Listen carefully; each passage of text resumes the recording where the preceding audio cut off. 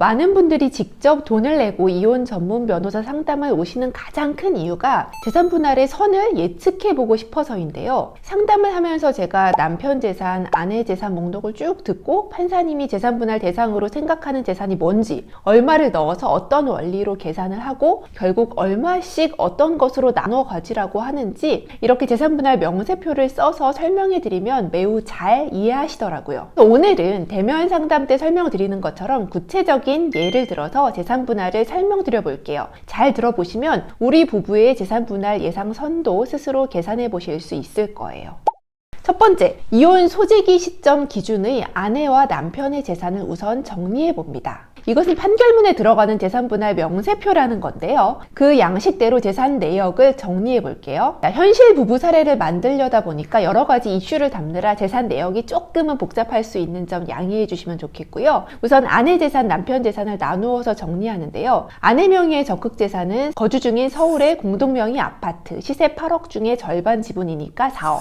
그리고 아내의 결혼 전 오피스텔 시세 2억, 그리고 임차 보증금 1,000만 원을 공제해서 1.9억 정도로 계산되고요. 그리고 아내의 예금 1,500만 원, 아내의 보험 해약 환급금 2,000만 원, 아내의 이혼 시점 예상 퇴직금 4,500만 원, 그래서 총 합계 6억 7천만 원이 아내의 재산입니다. 그리고 아내의 소극 재산은 신용대출이 7천이니까 6억 7천에서 7천만 원을 공제한 6억이 결국 아내의 순재산입니다. 한편 남편은 서울 공동명의 아파트 8억 중에서 절반 지분인 4억이 있고요. 그리고 아파트의 담보대출의 주채무자가 남편이니까 그 대출금도 남편의 소극 재산으로 잡힙니다. 그리고 남편 명의로 아파트 분양권 3억짜리가 하나 있고 남편이 결혼 전에 갖고 있던 차량가액 3천만 원, 그리고 주식, 코인 등 7천만 원, 예상 퇴직금 6천만 원, 그리고 남편 부친으로부터 3년 전에 상속받은 토지 2억 원의 합계 남편 적극 재산은 10억 6천만 원입니다. 그리고 남편의 소극 재산은 아까 말했던 아파트 담보대출 2억이랑 남편 누나에 대한 차용금 채무 1억이 있어서 결국 남편의 순재산은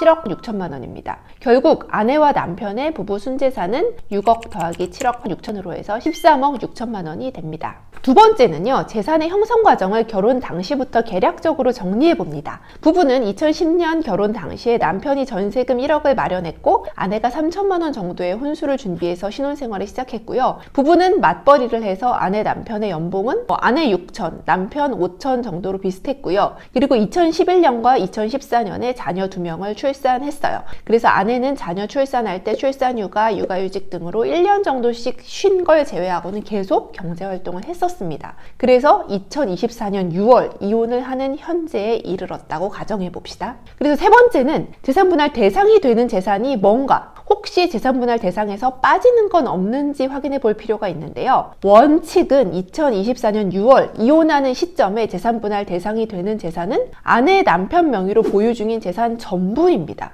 재산분할 명세표로 보시면요, 아내의 결혼 전 오피스텔, 남편의 결혼 전 차량, 3년 전에 남편 부친 사망 시 상속받은 땅 모두 특유재산으로 빠져야 하는 거 아니냐고 생각하실 것 같은데, 최근의 판례들을 보면 이러한 혼인 전 갖고 온 재산이나 이혼 전 3년 정도 이상 같이 보유한 증여 상속 재산은 재산분할 대상에 다 포함이 됩니다. 그래서 뒤에서 설명드릴 기여도에서 그 재산을 갖고 온 사람에게 다소 기여도가 높게 고려되는 것이고요. 그래서 네 번째, 재산분할의 비율은 그러면 어떻게 되는지 한번 예측을 해보면, 재산분할의 비율은 무조건 5대5라고 생각하니까 내가 억울해지는 거 아니냐고 미리 걱정하실 것 같은데, 이 재산분할의 비율이 이혼소송의 핵심이고 이 이혼 전문 변호사의 역량에 따라 달라질 수 있는 부분입니다. 부부의 순재산 액수가 13억 6천만 원이라면 그것을 부부가 몇 대 몇으로 나누어 갔느냐는 결국 양측 주장을 종합해서 판사님이 정하시는데요. 나의 기여도를 더 높이 인정받으려면 나의 수고를 잘 입증해야 하는데, 재산분할 기여도에 관한 영상에서 제가 예전에 자세히 설명드린 적이 있었는데요. 참고해 주시면 될 것 같고요. 이 사례에서 구체적으로는 이렇습니다. 아내는 오피스텔 결혼 전에 갖고 왔다는 사실, 혼인 생활 중에 본인이 지속적으로 경제활동을 했고 아이도 출산했고 육아 등을 했고 또 그런 노력들을 적극적으로 잘 어필하면 아내에게 도움이 됩니다.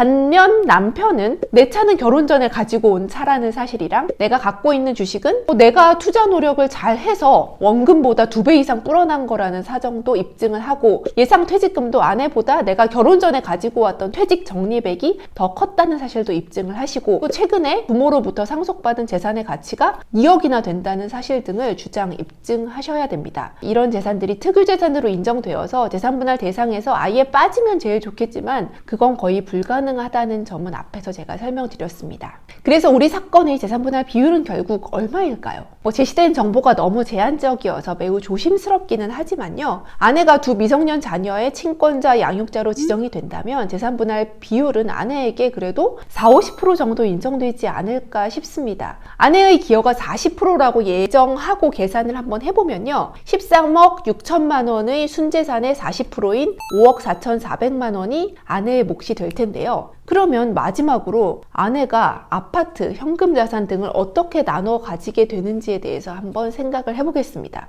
재산분할의 방식은요, 당사자의 의견을 반영해서 판사님이 적절하게 재산분할에 관한 판결을 내려주는데요. 아내가 본인의 아파트 지분을 남편한테 넘기고 현금 정산을 받기 원한다면 아내가 부부 순재산의 40%인 5억 4,400만 원을 보유하려면 이렇게 정리가 됩니다. 이혼 소재기 시점에 아내의 순재산이 아까 6억이라고 얘기했죠. 그 순재산 6억에서 남편에게 넘겨주는 부동산의 지분 4억을 빼면 아내에겐 2억이 남죠. 그러면 아내는 이혼 소송을 통해서 본인이 보유해야 할 자산이 5억 4,400이니까 이미 보유 중인 2억을 공제한 3억 4,400을 남편으로부터 더 받으면 40%의 재산을 보유하고 이혼이 성립되는 것입니다. 그래서 법원은 판결로 남편은 아내로부터 아파트 지분을 넘겨받음과 동시에 아내에게 3억 4,400만 원을 지급하라는 재산분할 판결이 내려지게 된답니다.